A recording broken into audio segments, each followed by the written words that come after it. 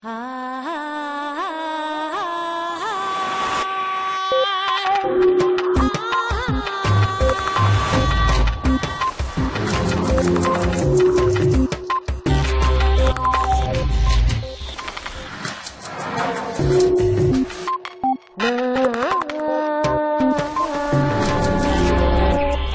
hacia una terapia específica para cada paciente. Manel Esteller. Pasaron siglos antes de que la higiene se convirtiera en un arma para combatir y vencer múltiples enfermedades infecciosas mortales. Después vinieron las vacunas y otros medicamentos que trataron otras patologías y mejoraron la calidad de vida de los enfermos. Hoy en día han de pasar unos 10 años para que un fármaco llegue al paciente. ¿Qué sucede durante ese tiempo? ¿Qué hay detrás de la investigación farmacológica? ¿Hacia dónde se dirige esta en el marco de los nuevos descubrimientos de la biomedicina? Eduardo Punset conversa con Manel Esteller, uno de los grandes expertos en epigenética, una disciplina recién nacida centrada en la búsqueda de fármacos cada vez más específicos y personalizados.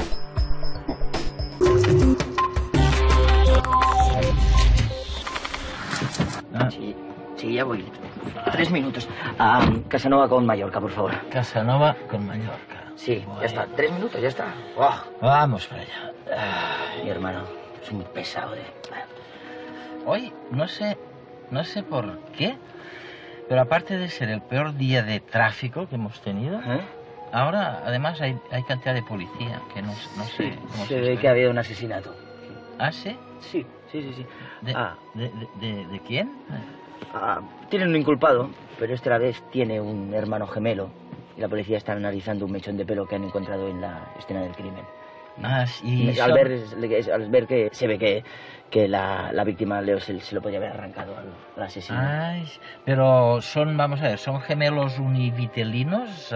Sí. De esa manera seguro que no podrán saber cuál de los dos es el asesino. Bueno, ahí lo siento mucho decírselo, pero se equivoca usted de lleno, porque han cambiado mucho las cosas en los últimos años con una disciplina nueva que llaman la epigenética. ¿Epigenética? Sí, o sea, ahora unos mellizos, por ejemplo, tienen genéticamente el mismo código, ¿no? El ADN es el mismo para los dos, pero en cuanto empiezan a crecer, todo depende del entorno, o sea, la dieta, el estado emocional, cómo los tratan los demás, todo esto hace que su código genético cambie, o sea que... ¿Pero usted está seguro de eso? Hombre, ahora es que estoy totalmente seguro, no le digo más que hace muy pocos días se subió a este taxi un especialista en epigenética y me confirmaba todo lo que le estoy diciendo. Pero eso significa que pueden saber con toda seguridad quién es el asesino. Es que con toda seguridad lo pueden saber ahora. O sea, la historia no tienen el mismo código genético. Es perfectamente posible distinguir. Voy a bajar aquí, si no le importa. ¿Sí? Bueno, paramos.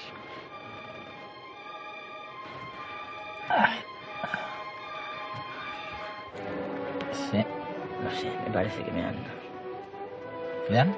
Me han levantado la cartera. Sí. ¿Se puede esperar un momentito aquí? Pues puedo esperar, sí, no pasa nada.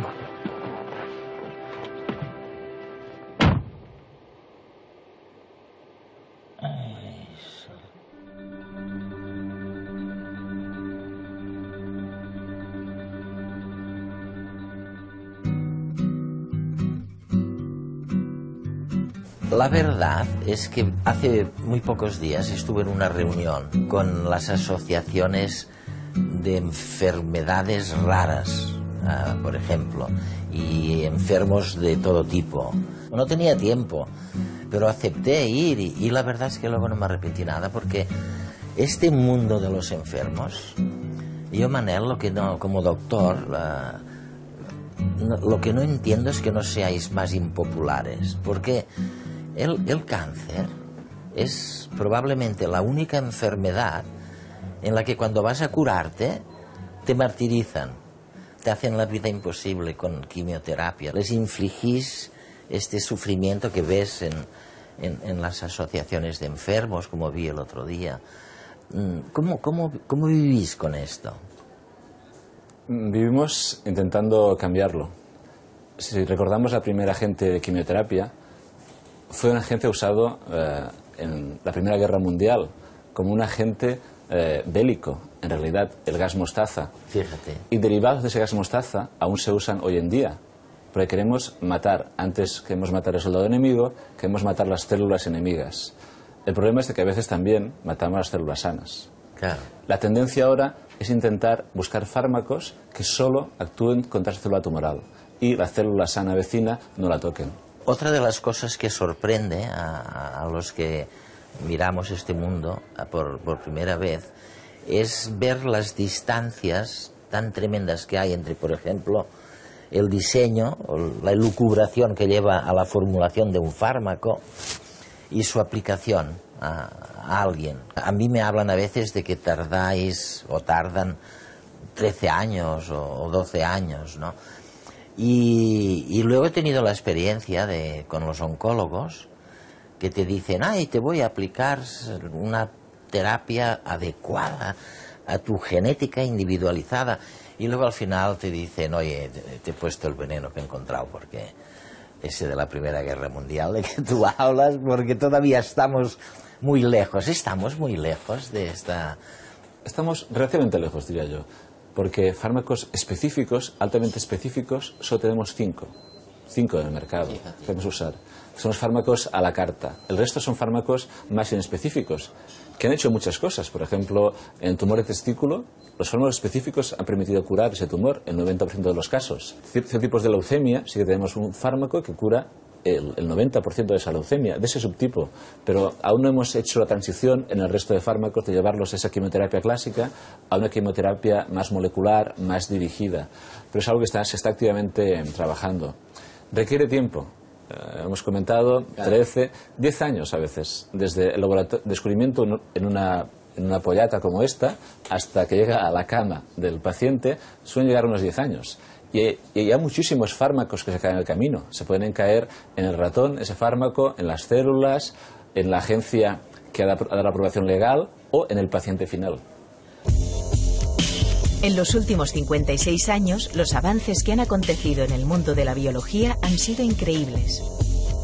En 1953, James Watson y Francis Crick descubrieron la estructura en doble hélice del ADN. Algo más tarde, en 1970, Hamilton Smith y Daniel Nathans hallaban una enzima, la restrictasa, que permitía identificar secuencias específicas de ADN y luego cortarlas, con lo que se abría un sinfín de posibilidades para manipular el ADN. Posibilidades aún mayores gracias a la secuenciación de nuestro genoma, iniciada en 2003. La biotecnología, que abarca las técnicas de manipulación de los seres vivos, es actualmente requerida en los más diversos campos, desde la fabricación de alimentos a la biorremediación ambiental, y ha revolucionado la medicina al dar esperanza de vida a miles de pacientes con nuevas terapias. Los científicos pueden ahora tomar secuencias específicas de ADN de un organismo cualquiera, por ejemplo el hombre, y transferirlo a una célula huésped, ya sea un virus, un microorganismo, una planta. La multiplicación de la célula huésped, que en el caso de los virus o los microorganismos es muy rápida, incrementa la producción de las proteínas terapéuticas expresadas por el gen que habíamos introducido. Así, gracias a la recombinación genética, en 1982 se obtuvo por primera vez, de manera comercial, insulina humana, lo que supuso un enorme beneficio para los diabéticos. También se han sintetizado proteínas como la hemoglobina, la hormona de crecimiento, antígenos e incluso se han creado ratones fluorescentes, introduciendo en ellos un gen de medusa, en este caso como ayuda a la investigación. En la actualidad, la fuerte inversión que los laboratorios farmacéuticos realizan en investigación básica ha permitido descifrar los mecanismos de algunas vías metabólicas y crear fármacos que actúen de manera específica sobre dichas vías.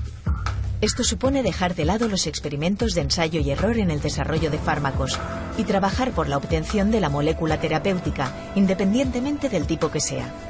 Un cambio de paradigma para el mundo farmacéutico que repercutirá en la salud de todos, además de abaratar costes y producir un menor impacto ambiental. En la actualidad se encuentran en proceso de investigación en todo el mundo más de 2.000 medicamentos, orientados especialmente al tratamiento o curación del cáncer, la diabetes, patologías cardiovasculares, desórdenes mentales y neurológicos como el Alzheimer o el Parkinson y otras patologías relacionadas con el envejecimiento de la población. ¿Eres un believer, un creyente en las ventajas de los que llaman los americanos los proyectos translacionales, que si entiendo bien son pequeños centros de investigación en donde juntáis todo, el investigador, el maestro, el paciente, con vistas a acortar justamente? ¿Qué dirías tú sobre una persona que te venga y diga, oiga, ayúdeme a construir el primer centro translacional? Diría que es una muy buena idea y que se está intentando llevar a cabo. El cáncer es una enfermedad compleja, no es una enfermedad de un gen, ni es debida a una sola bacteria, a un solo virus. Es bueno el apoyo de distintos profesionales. Es cuando hay una operación quirúrgica. Si solo hubiera el cirujano, el paciente moriría. Tenemos el cirujano, el anestesista, la enfermera, la instrumentista. Esto es lo mismo. Cuando hay un tumor, necesitamos gente que sepa de la biología del tumor. ¿Por qué las células crecen de forma rara? Alguien que sepa cómo se puede diseñar un fármaco químicamente a partir de la alteración de la célula. Por ejemplo, un químico orgánico. Necesitamos después una persona que diga, bueno, este fármaco se puede disolver en agua y darle a los pacientes. Un farmacólogo. Tenemos a la persona que diga, muy bien, ahora que tenemos el fármaco, ¿lo podremos dar al paciente? ¿Realmente habrá respuesta? Necesitamos el oncólogo. Por tanto, eso es necesario. Los tumores, estructuras abigarradas, feas, necesitamos pues ese equipo multidisciplinario. Tú empezaste estudiando cáncer de mama y de útero, ¿no? Y fue solo mucho más tarde que te fuiste a Baltimore, a Estados Unidos, y entraste en este mundo misterioso de lo que llamáis, nadie os entiende del todo, la epigenética, ¿no? Es fabuloso lo que nos estáis diciendo, porque nos estáis diciendo algo que muchos esperábamos, o sea, os creíamos a pies juntillas cuando decíais, oye, nada del lamarquismo, no es verdad que el entorno pueda penetrar en los genes, ¿no? Que está la genética con sus leyes de desarrollo. Y de pronto vienen unos científicos, tú estás entre los primerísimos, que dicen, no todo lo explica la genética. Hay una cosa que llamamos la epigenética, que puede incidir sobre los genes, pero desde fuera, pues yo qué sé, desde radiaciones efectuadas o aplicadas, o desde dietas equivocadas, o desde maneras de reaccionar emocionalmente. Oye, es verdad que puede haber varias soluciones si hay varias maneras de incidir sobre la constitución genética de una persona. En este contexto vosotros habláis mucho, tú hablas mucho de los procesos de metilación. ¿Qué caray quiere decir procesos de metilación genética que supuestamente influyen sobre la conducta o sobre la enfermedad de una persona? La metilación del ADN es un proceso de control de nuestro genoma. Es un proceso fisiológico que se superimpone al programa genético. Es un grupo químico que se añade al ADN. Esto se puede ver, por ejemplo, en gemelos que tienen el mismo ADN, gemelos monocigóticos, pero pueden tener distintos aspectos porque tienen distinta superprogramación encima de esa programación genética. ¿Qué es fisiológico? Nos permite que un gen se exprese en el ojo, pero no se exprese en el corazón. Permite que una célula madre sea distinta a una célula diferenciada. Ese programa epigenético de regulación del genoma. El problema viene cuando se lee mal ese programa. Si se lee mal ese programa, aparecen tumores, aparece enfermedad cardiovascular, puede aparecer demencia, etc. Todas esas enfermedades tienen un componente genético, evidentemente, pero un componente epigenético que con una importancia muy similar, 50%. O sea que puede haber, por ejemplo, dos mujeres que tienen una misma mutación genética y sin embargo el tumor se manifiesta en épocas distintas por culpa de o gracias a la epigenética. Lo sabemos, dos hermanas que tienen la misma mutación que les confiere un elevado riesgo de tener cáncer de mama, o dos hermanos con cáncer de colon, y por el hecho de que una tenga una epigenética distinta a la otra, provoca que esa enfermedad una aparezca a los 30 años, mientras que la otra aparezca a los 60 años. Es decir, podemos ser deterministas genéticos hasta cierto punto.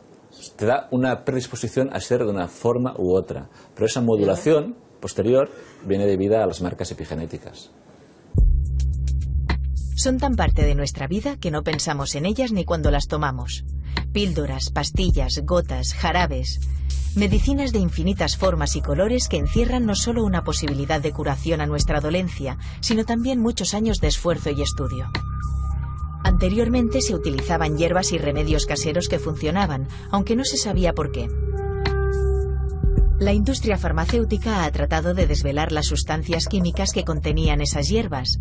Si bien ahora se investiga primero qué causa la enfermedad y luego se sintetizan esas sustancias químicas que sabemos actúan sobre la misma.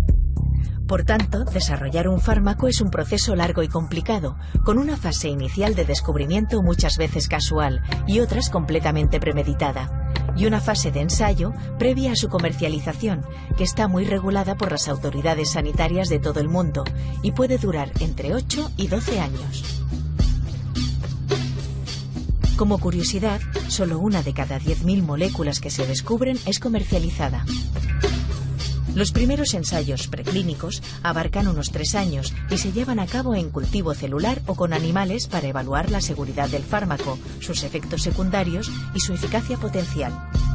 Si los resultados son favorables, se puede pasar a su estudio en seres humanos. Estos ensayos clínicos constan normalmente de 3 fases. En la fase 1 se administra el fármaco a un pequeño grupo de voluntarios sanos con su consentimiento durante un corto periodo, a fin de evaluar su actuación.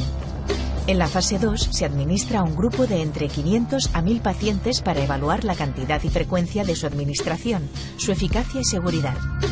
En la fase 3, la fase de estudio esencial, se confirma la seguridad del fármaco, su dosis y su eficacia en comparación con otros fármacos, en un grupo que puede alcanzar varios miles de pacientes. Sobre ello se basa la decisión de autorizar su comercialización. Una vez autorizada, se realiza un seguimiento posterior con el fin de continuar analizando sus efectos y optimizar su uso. Esta fase se denomina farmacovigilancia. Como dato, lanzar un medicamento puede costar una media de 1.000 millones de euros, aunque no se sepa si tendrá éxito. De media, solo 3 de cada 10 fármacos recuperan esta inversión.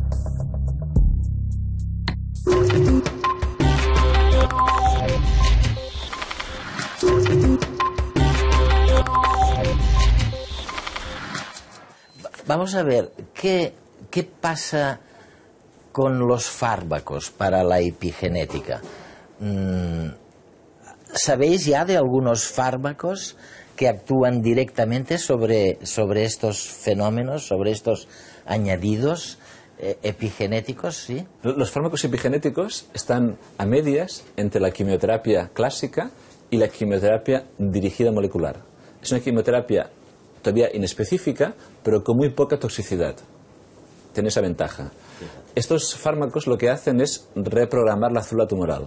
Básicamente la célula tumoral lee un programa erróneo que hace que se escape del sitio primario, que rompa estructuras, que invada células vecinas.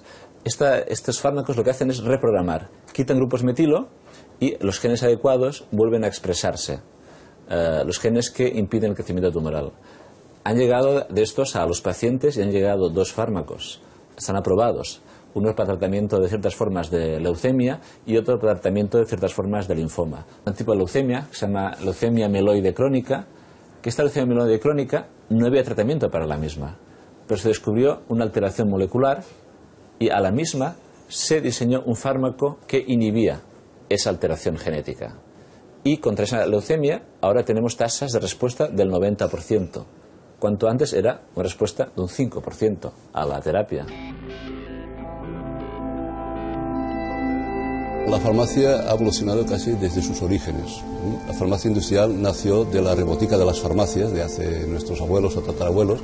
Entonces este proceso artesanal, que era combinar pues plantas o principios activos extraídos de etcétera, y que tenían una actividad terapéutica en aquellos momentos pues que funcionaba, ¿no?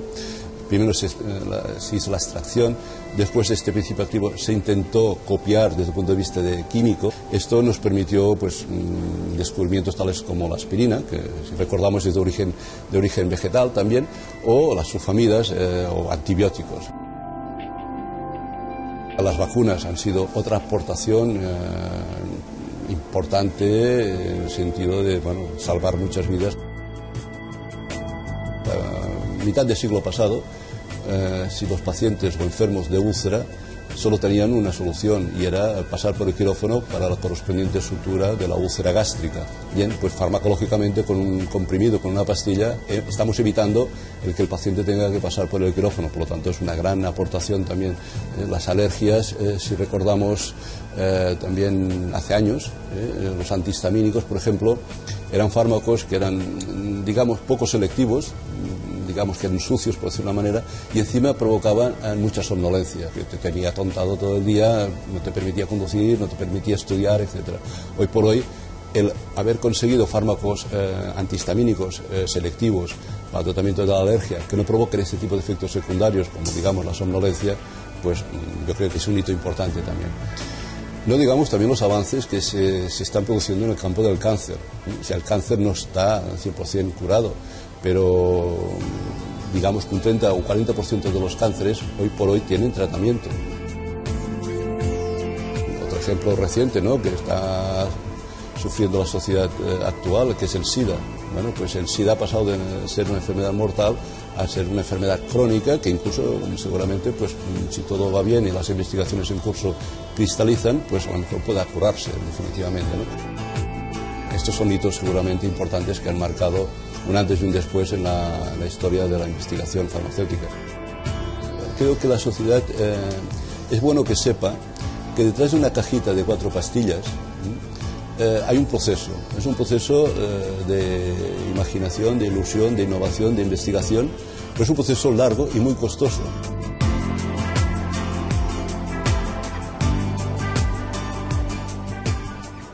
El nuevo paradigma es que realmente estáis diseñando una farmacología individualizada para cada persona. Lo aceptamos que una aspirina, oye, puede ir bien a alguien, a otro puede que no le haga nada y a otro puede que hasta le vaya mal, ¿no?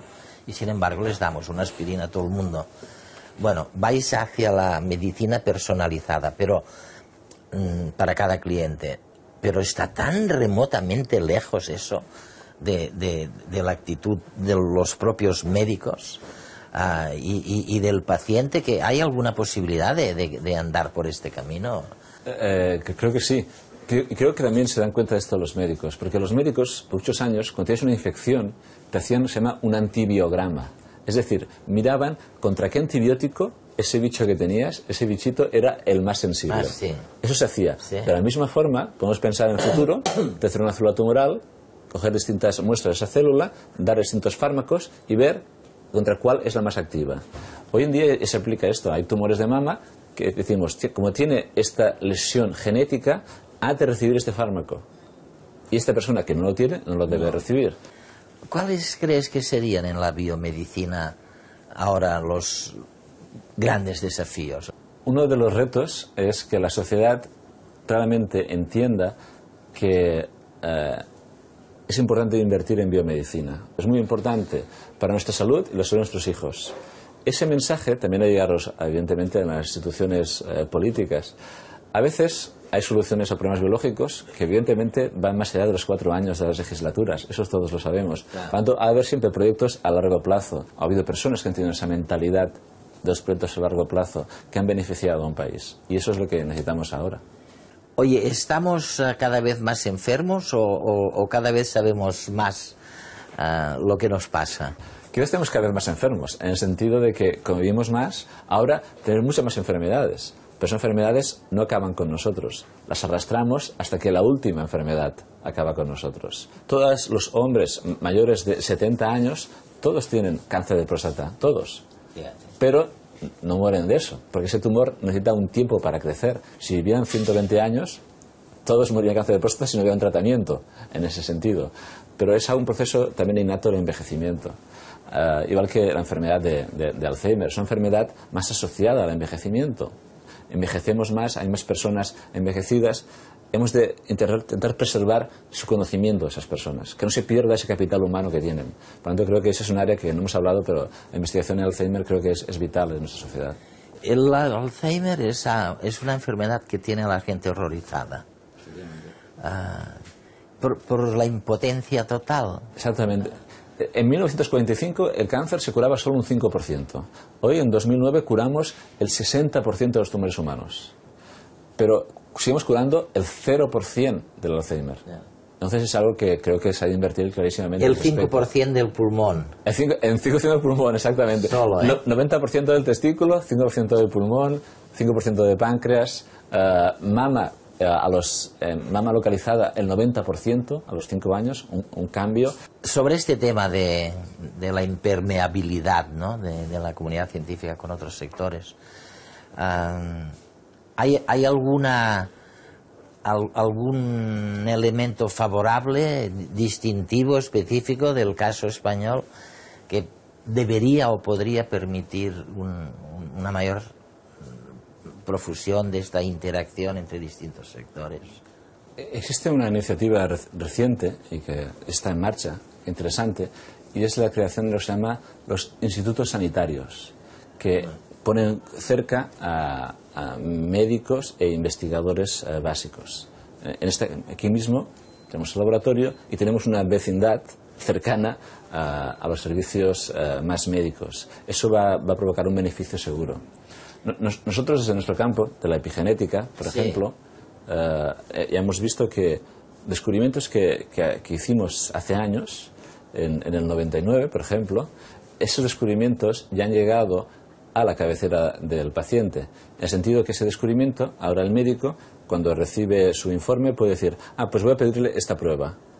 Y esa prueba epigenética le permitirá después decir, como es positivo a esta prueba epigenética, deberá recibir este tratamiento, con este fármaco.